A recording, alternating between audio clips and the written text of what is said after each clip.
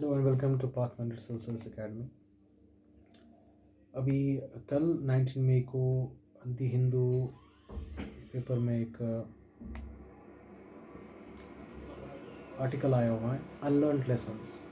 अब इस आर्टिकल में क्या बताया जा रहा है कि इंडिया के पास इनएडिक्वेट स्ट्रेटेजिक पेट्रोलियम रिजर्व्स हैं, गैस रिजर्व्स हैं, जिसकी वजह से इंडिया इस वक्त एक्सपोज हो रहा है। तो जैसे कि आपको पता होगा, पिछले हफ्ते सेंट्रल गवर्नमेंट ने पेट्रोलियम प्रोडक्ट प्राइसेस बढ़ा दिए आफ्टर गैप ऑफ 4 ईयर्स। और ये एक्सपेक्टेड था कि जिस हिसाब से गवर्नमेंट वार्निंग दे रहा था कि क्रूड की प्राइसेस, हाई क्रूड प्राइसेस हो रही है, तो ये इविटेबल था कि पेट्रोलियम प्रोडक्ट प्राइसेस बढ़ जाएंगी। और जिस हिसाब से ऑयल मार्केटिंग कंपनीज खसारे में जा रही थी, और इस बीच प्राइम मिनिस्टर ने अपील भी की थी लोगों को कि वो एहतियात बरते। और साथ साथ बहुत डेप्रिसिएशन हो रहा था रुपये का रिसेंट मंथ्स में, और अप्रैल का जो इन्फ्लेशन है, इन्फ्लेशन ट्रेंड वो दिखा रहा है बहुत बड़ी प्रॉब्लम, जो कि इंडिया को बहुत सालों पहले एड्रेस करनी चाहिए थी। अब सबसे बड़ी प्रॉब्लम जो इंडिया के पास इस वक्त है, that is strategic petroleum reserve. अब इस स्ट्रेटेजिक पेट्रोलियम रिजर्व क्या है कि एक कंट्री के पास कितना स्टॉक है क्रूड पेट्रोलियम का, जो कि वो क्राइसिस के दौरान, ग्लोबल क्राइसिस या अगर सप्लाई चेन डिस्ट्रप्शन होती है, उस वक्त वो इस्तेमाल कर सकता है।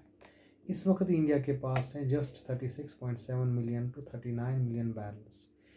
ये जो SPR प्रोग्राम था, ये 91 के बाद शुरू हो गया था और फॉर्मलाइज हुआ था 2000 में।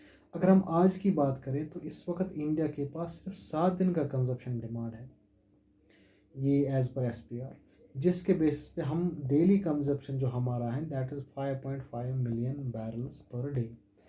अब अगर हम इसको ऑयल मार्केटिंग कंपनीज के इन्वेंट्रीज के साथ और हमारा जो इंपोर्ट कवर है उसके साथ मिला दें, तो हमारा सिर्फ 70 डेज का स्टॉक बचा है, ओनली 70 डेज।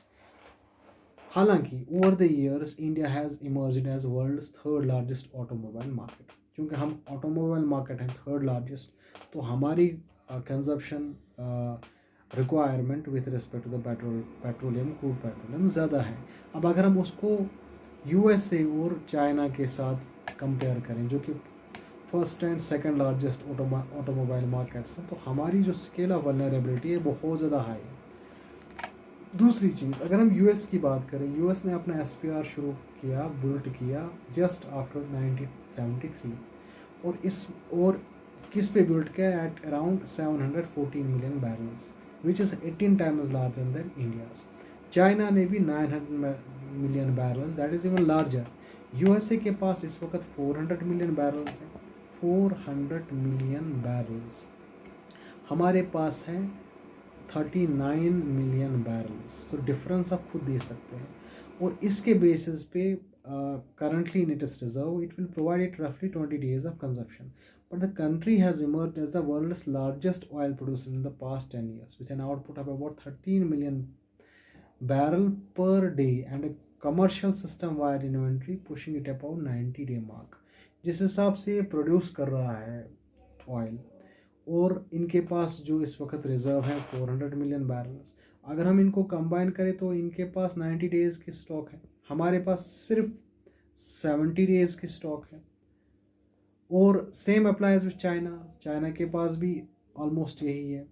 सो जब हम SPR को कंपेयर करते हैं हमारे LPG और LNG के साथ, तो वहाँ पे जो नंबर्स है इससे ज़्यादा स्टार्कर है।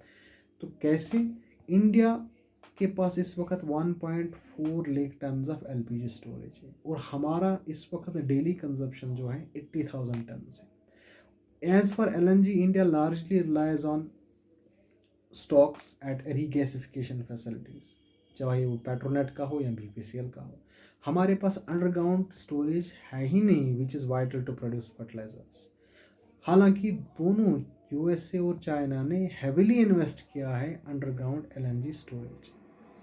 यूरोपियन यूनियन ने भी ऐसी अडेप्ट किया है after the Russian and Ukrainian war, or it drew down its dependence on Russian base. These reserves have enabled advanced economies to hedge against the supply disruption. हमारी प्रॉब्लम है, हमारे पास ना ही LNG storage capacity है और ना ही हमारा उतना SPR है। तो इस वक्त जो ग्लोबल डिस्ट्रप्शन हो रही है, सप्लाई चेन डिसरप्शन हो रही है, तो हम सबसे ज़्यादा एक्सपोज्ड हैं। तो चाइना ने क्या किया, जब अमेरिकन सैंक्शंस लग गई थी उन कंट्रीज़ के ऊपर जो रशिया से ऑयल ले रहे थे, तो चाइना ने as for China it is defiance of American sanctions पे ऑफ हैंडसम, इनको कोई परेशानी नहीं थी। हमें भी धमकी दी गई थी कि हम पे भी सैंक्शन लग सकते थे, उस वक्त बहुत एम्बिग्यूटी थी। तो हमने उससे उतना फ़ायदा, हमने अपनी स्ट्रेटेजिक ऑटोनॉमी के बेस पे अगर हम कर सकते थे तो उस वक्त हम डिफाई कर सकते थे। लेकिन डिफाइंस एक तरीके से हम rather than going for such things, हम अपार्ट फ्रॉम दैट हम S P R consumption, S P R storage, S P R reserve बढ़ाना, LNG स्टोरेज कैपेसिटी बढ़ाना, हम इस पर ज़्यादा इन्वेस्ट कर सकते थे। Thank you very much.